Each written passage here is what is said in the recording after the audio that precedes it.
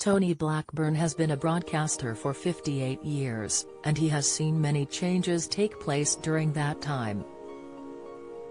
During his expansive career, he has hosted Radio 1's breakfast show and BBC's Top of the Pops.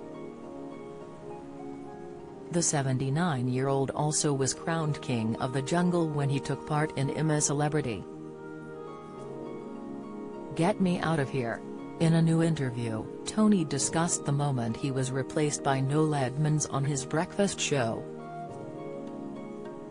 He admitted that while they are great friends, things were frosty between them at one point. The 79-year-old went on to say that it was the first backward step in his career. It led to Tony presenting a children's program, which was not his thing. "I was also doing what was a sort of sex and soul show on BBC London at the same time," Tony explained. "It went out mid-morning and is one of the best things I've ever done. I was playing the music I love and we had people ringing in and I was chatting them up, being quite outrageous, rather like a shock jock.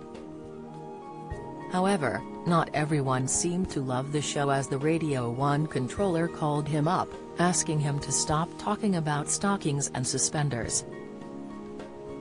Tony explained when he put down the phone, it was the end of his career at Radio 1. "I found out when I went into the BBC and the commissioner said, 'We are going to miss you, Tony,'" the broadcaster added to Radio Times. Times change. In the same way that a mid-morning sex and soul show would be a hard sell today.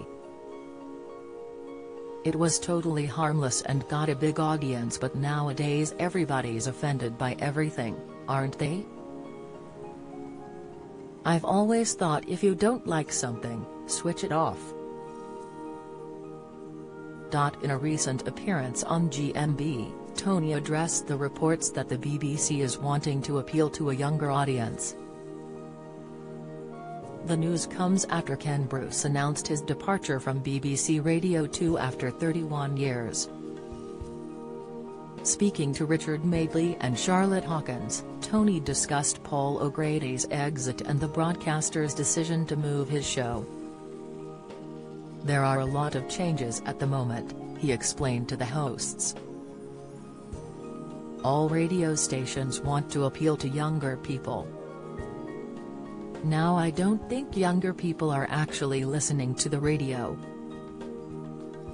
They listen to other things like YouTube and things like that. Our audience is basically over the age of 55, he continued before adding, "and it will remain there as well." Tony's full interview can be found in this week's Radio Times.